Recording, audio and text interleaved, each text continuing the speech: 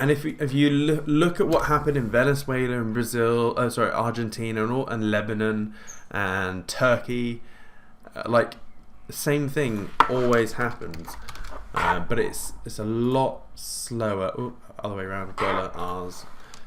Last time I checked, it was 101, I think, for the Argentinian peso. Are you shitting me? Are you literally shitting me right now? Holy crap. No. Argentina's fucked. Wait, I've got to find this presentation. No way is that high already. Argentina, no, Pablo. Oh, it's got to be here somewhere. Tower Bridge presentation. What did I talk about there? Expo. No, type in Expo. E for Expo. Incubate platform Expo. Let's try that. Sorry, either my brain has gone haywire and I'm remembering things wrong, or Argentina is more buggered than I realised. I swear, the last time I checked, dollar against the Argentinian peso, it had just breached like 100. Yeah. I swear, it literally just breached 100. And this was, early February 2022, 2021, it just reached 100. I just have to double check this. Where is it? Do I talk about Argentina here? Nope, not on that one. What about this one?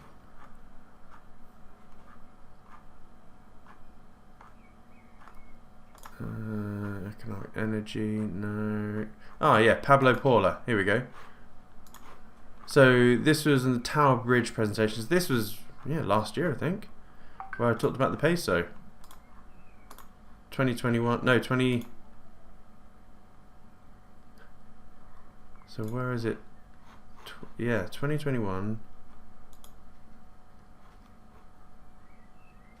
So that was my prediction.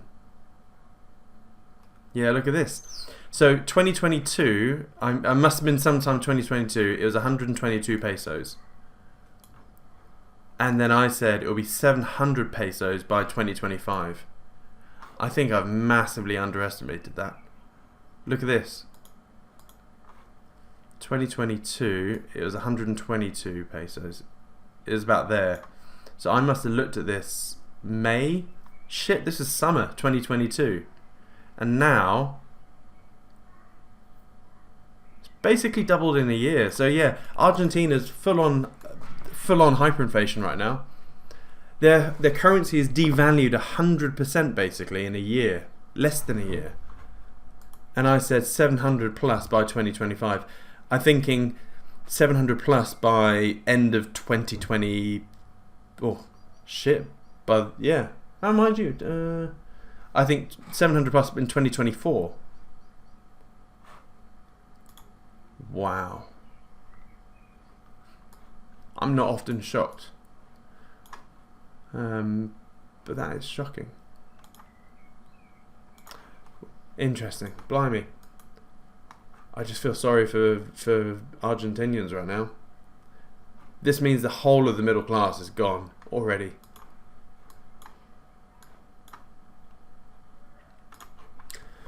What's next? That's what else? Sorry, I've lost my train of thought there. So in fact, it's probably prime. This is probably a good thing to try and remember. That was the current picture of 2022. So what could you have done if you were, Paulo and Pablo? It's basically borrow as much money as you can in the peso and lever up to the max. You forward finance as much as you can, So if you have a business, take payments up front, etc. You borrow on assets in the peso. So whatever the currency which is dying, you borrow as much of it as possible. But the two most important things you do is you convert the peso into the dollar, or the safe haven. It's a better idea. But obviously, this example is what they have done over the last 20 years. So you convert the peso into the dollar, and then more importantly, you store that dollar offshore. Because what happened, there are loads of people that did all this, got loads of USD, but they stored it in the Bank of Argentina. So when they had the dollar crisis, just like is it Zimbabwe? Kenya is having right now, the government goes, oh, you got loads of dollars in your bank account. Yeah, we're just going to take that and give you pesos in exchange. Oh, and by the way, we've halted the way that you can convert. You can't convert your pesos into dollar anymore. The government needs all the dollars. Why does the government need all the dollars?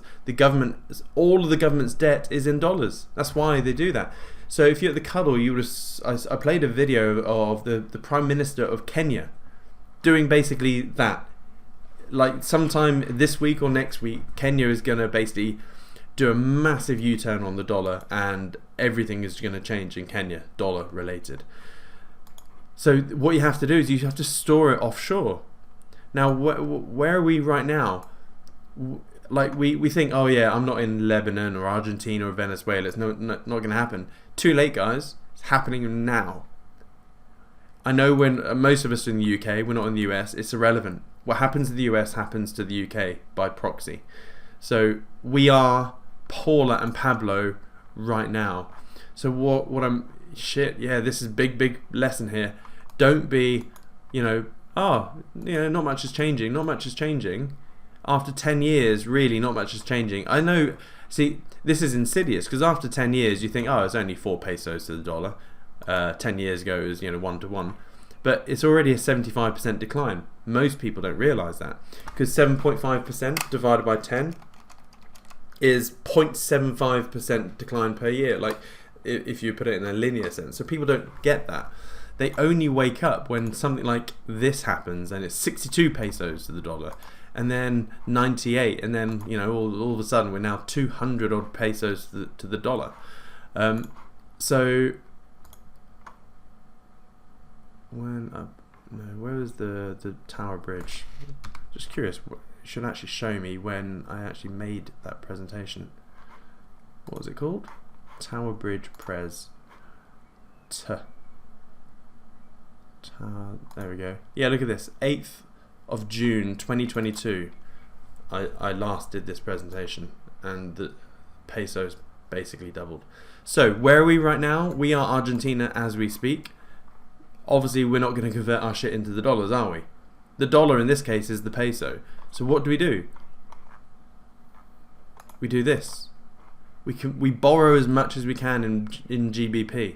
We lever up to the max. We forward finance as much as we can. We borrow on assets as much as we can in the shit currency, GBP. And we convert the shit currency into BTC. That's our lifeboat. Then we store Bitcoin offshore, i.e. in your own private wallet, in your Trezor. Completely unimpeachable. That is personal monetary sovereignty. And that is literally the only lifeboat that can save us if we have some sort of dollar run on the dollar, and everyone basically not a run on the dollar, a dollar ditching basically. So yeah, and they will try and print their way out of it. Yeah, so what will happen? And here's the reason. You're probably thinking, well, it doesn't make sense, Simon. If the dollar is crashing because countries are fleeing it, why would they print? Printing it just means they're going to exacerbate that fall even further. There's one answer to that. Can anyone tell me? Short-termism? Nope. There's one chart that I'm thinking of here right now. It's currency expansion. Nope. The one reason why they will still print like crazy even though the dollar is running away. Debt chart? Sorry? The debt chart? Nope.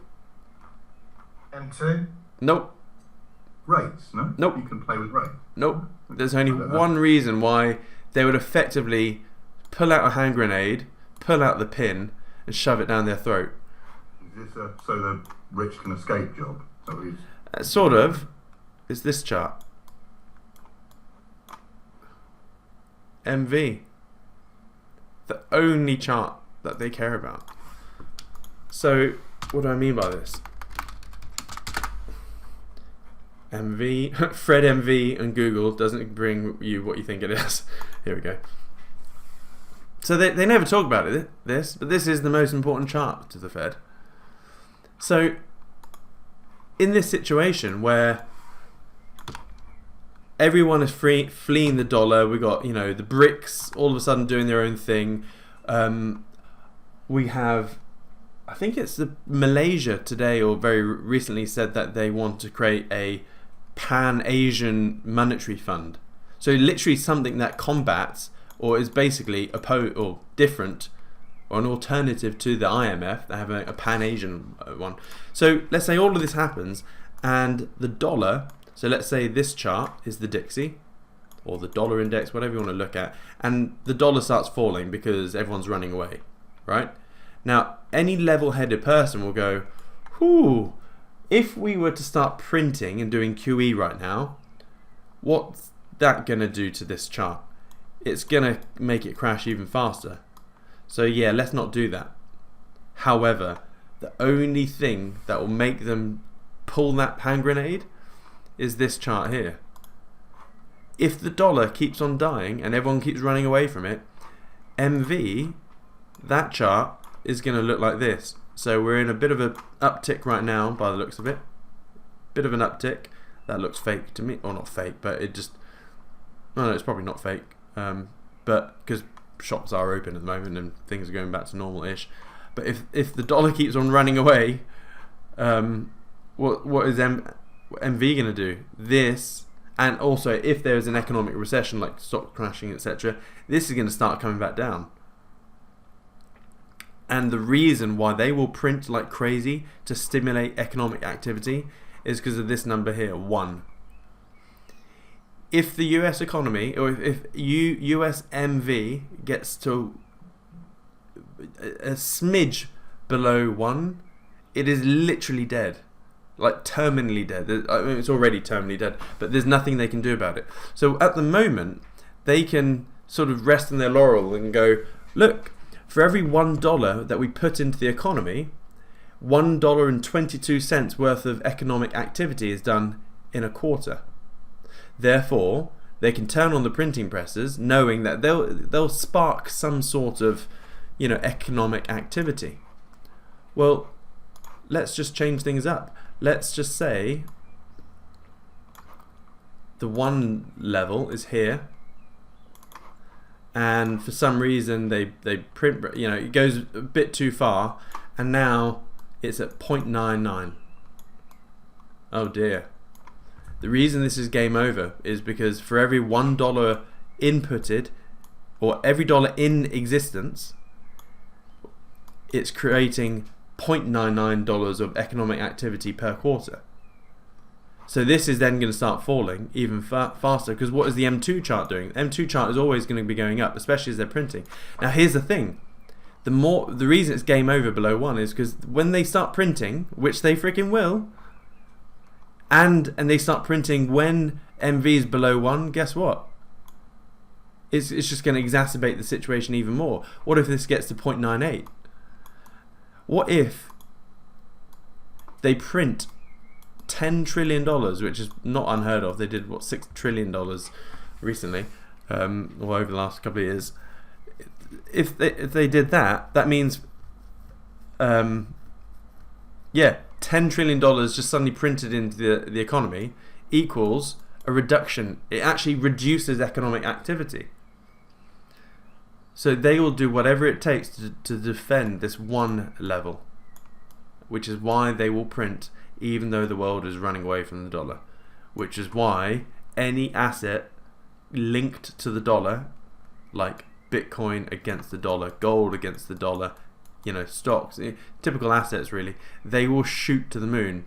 But here's the other dichotomy that we have, or the dilemma, I guess, is that yes, let's say this is Bitcoin.